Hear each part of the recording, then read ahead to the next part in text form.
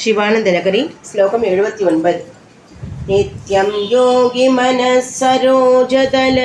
सञ्चारक्षमस्त्वक्रमग शम्भोदेन कदं कठोरयमराड्वक्षस्कवाडक्षतिः अत्यन्तं मृदुलं त्वदङ्घ्रियुगलं हामे मनश्चिन्तयत् येदल्लोचनगोचरं गुरुविभो हस्तेन संवाहये येष जने मनोषकठिनं तस्मिन्नढानीतिमत् रक्षायै गिरिशीर्णिकोमलपद न्यासपुराभ्यासितः नो चेत् दिव्यगृहान्तरेषु सुमनस्तल्पेषु वेद्यादिषु प्रायः सत्सु शिलादलेषु नटनं शम्भो किमर्थं तव कञ्चित् कालमुमामके च भवत पादारविन्दाचनैः कञ्चित् ध्यानसमाधिभिश्च नदिभिः कञ्चित् कथाकर्णनैः कञ्चिदवेक्षणैः च नुदिभिः कञ्चित् तजामीदृशीं यः पराप्नोति मुताद्वदर्पिधमना जीवन्शमुक्तः खलु भानत्वं वृषभत्वमर्तवभुषा भार्यात्वमार्यापते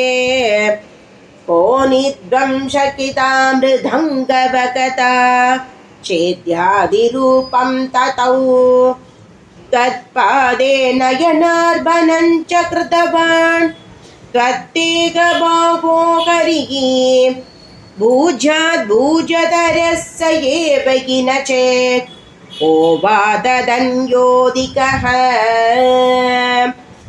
जननमृत्युधानां सेवया देवतानां न भवति शुकलेश संशयो नास्ति तत्र अजनिममृतरूपं शाम्बमीशं भजन्ते यैक परमशौक्यं देहि धन्या लभन्ते शिवदव परिचर्या सन्निधानाय गौर्या भव मम गुणदुर्या बुद्धिकन्यां प्रदास्ये सकलभुवनबन्धो सच्चिदानन्दसिन्धो सदय कृतय केके सर्वदा संवसत्वम् जलति मदनदक्षो नैव बाधा लभेति न च वनमृगयाया नैव लुब्धप्रवीणग अचनकुसुमभूषा वस्त्रमुख्यां सभर्यां कथय कथमहं ते कल्पयानीन्दुमौले भूजा द्रव्यसमृद्धयो विरचिताः पूजा कथं कुर्मगे पक्षित्वं न च वागिरित्वमभिन प्राप्तं मया दुर्लभं जाने मस्तकमङ्घ्रिपल्लवमुमा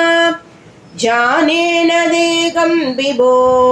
न ज्ञातं कीपितामकेन हरिणा तद्वेन तद्रूपिणा अचनं करलं पनीकलाभो वसनं चर्म च वागनं मगोक्षत मम दास्यसि किमस्ति शम्भो तव पादाम्बुजभक्तिमेव देहि यदा कृताम्बो निदिशेदुबन्धनग करस्तदादकृतपर्वदाधिपग भवानी ते लङ्घितपद्मसम्भवग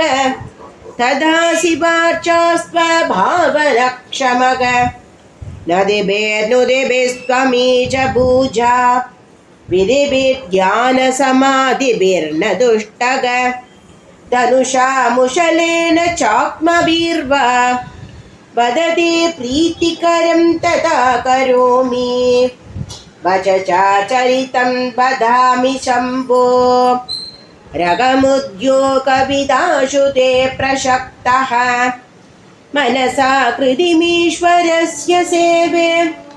शिरसा शैव सदा शिवं नमामि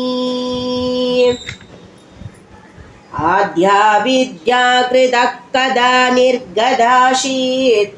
विद्या कृत्या कृत्कदा त्वत्प्रसादात्